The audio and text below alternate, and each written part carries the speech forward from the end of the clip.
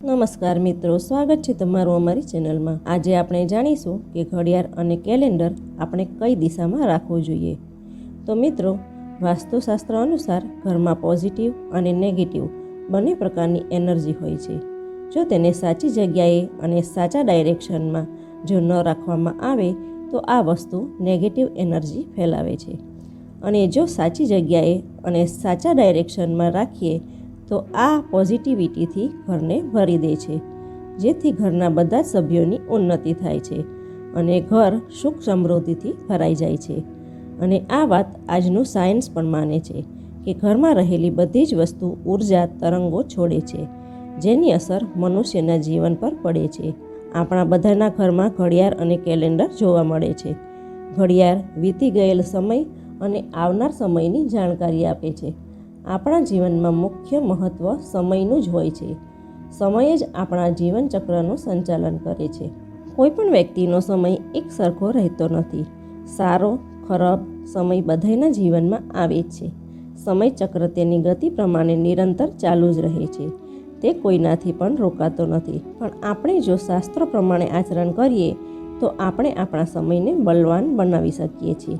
વાસ્તુશાસ્ત્રના નિયમનું પાલન કરીને આપણે આપણું જીવન વધારે સારું બનાવી શકીએ છીએ।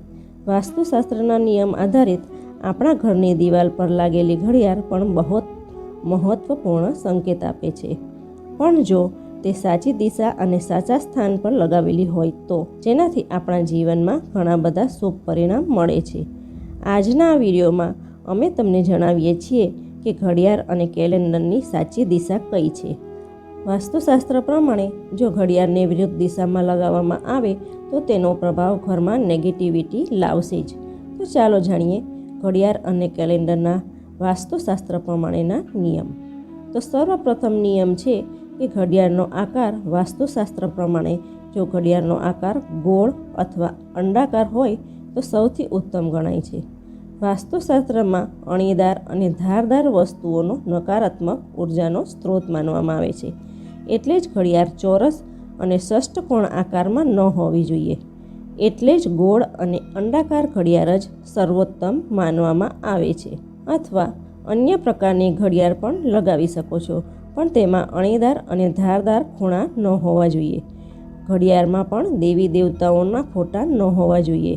આજકાલ જોવામાં આવે છે કે ઘડિયાળમાં દેવી દેવતાઓના ફોટા લગાડવામાં આવે છે। આવી ઘડિયાળ ભૂલથી પણ ખરીદવી ન જોઈએ, કારણ કે ભગવાનની પૂજા અને આરાધના કરાય છે।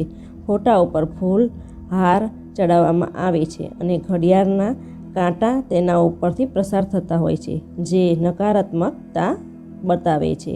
ત્રીજો નિયમ એ છે કે ઘડિયાળ બંધ ન હોવી જોઈએ। દિવાલ પર રહેલી ઘડિયાળ બંધ ન રાખવી જોઈએ, જેનાથી તમારો સમય પર નેગેટિવિટી વાસ કરે છે, જેનાથી અશુભ પરિણામ મળે છે। ઘડિયાળમાં જો સેલ પૂરા થઈ ગયા હોય અને ઘરમાં પાવર સેલ ના હોય તો ઘડિયાળ દિવાલ પરથી ઉતારી લેવી। ઘડિયાળનો ટાઈમ હંમેશા સાચો જ રાખવો, અથવા તો 5-10 મિનિટ આગળ પણ રાખી શકો છો, પણ ઘડિયાળનો સમય પાછળ ન હોવો જોઈએ। વાસ્તુશાસ્ત્ર પ્રમાણે બંધ ઘડિયાળ દુર્ભાગ્યને લઈને આવે છે, અને જે ઘડિયાળનો સમય પાછળનો હોય છે તેના ઘરના સભ્યોના કાર્યો સદાય માટે પાછળ જ રહેતા હોય છે અને તેમનો વિકાસ થતો નથી। વાસ્તુશાસ્ત્ર અનુસાર ઘડિયાળને ક્યારે પણ દક્ષિણ દિશામાં ન લગાવવી જોઈએ। દક્ષિણ દિશા મૃત્યુની માનવામાં આવે છે। આ દિશામાં રાખવાથી અપયશ મળે છે, અને તે ઘડિયાળમાં સમય જોવાથી મનુષ્યનું મુખ પણ દક્ષિણ દિશા તરફ ઝૂકે છે। દક્ષિણથી થંભાયેલ સમયની દિશા ગણવામાં આવેલ છે, એટલે આ દિશામાં સમય સૂચક વસ્તુઓ ન રાખવી। ઘડિયાળ હંમેશા પૂર્વ અથવા ઉત્તર દિશા તરફ જ રાખવી। ઘડિયાળને મુખ્ય દરવાજા અથવા દરવાજાની પાછળ પણ ન લગાવવી જોઈએ, એવાથી સમય તમારો થંભી જાય છે।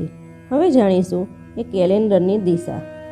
મિત્રો, ઘડિયાળ સમય દર્શાવે છે, જ્યારે કેલેન્ડર શુભ અશુભ તિથિઓથી જાણકારી કરાવે છે। એટલે જ કેલેન્ડરને પણ શુભ દિશા તરફ જ લગાવવું જોઈએ। કેલેન્ડરને પણ વાસ્તુશાસ્ત્ર પ્રમાણે પૂર્વ અથવા ઉત્તર દિશા જ ઉત્તમ માનવામાં આવી છે। પૂર્વ દિશામાં કેલેન્ડર લગાવવાથી મનુષ્યનો પ્રગતિ થાય છે।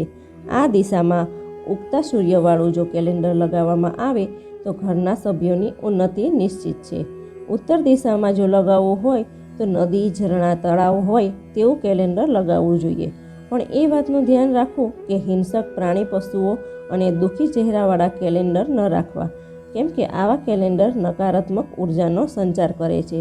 કોઈ દિવસ જૂના કેલેન્ડર ઉપર નવું કેલેન્ડર પણ ન લગાવવું જોઈએ. આમ કરવાથી પણ નકારાત્મક ઉર્જાનો સંચય થાય છે. તો મિત્રો, આજના વિડીયોમાં બસ આટલું જ. અન્ય વિડીયોની માહિતી માટે ચેનલને સબસ્ક્રાઈબ કરો. ધન્યવાદ.